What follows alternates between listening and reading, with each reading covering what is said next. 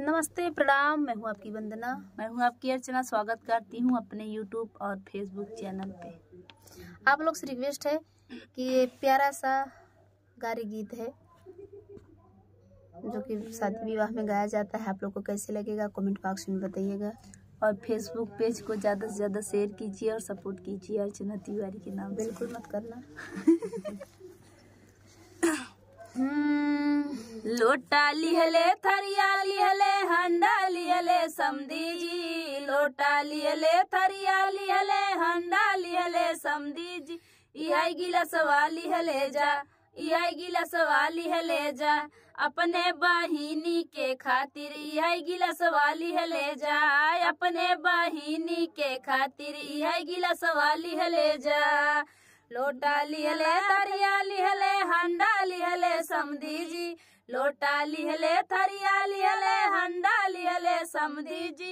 यही गिलसवा लिहले जा, यही गिलसवा लिहले जा, अपने बहिनी के खातिर यही गिलसवा लिहले जा, अपने बहिनी के खातिर यही गिलसवा लिहले जा।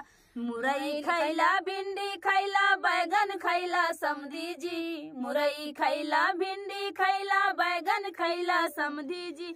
यही बुनिया वाली हले जा, यही बुनिया वाली हले जा, अपने बहिनी के खातिर यही बुनिया वाली हले जा, अपने बहिनी के खातिर यही बुनिया वाली हले जा।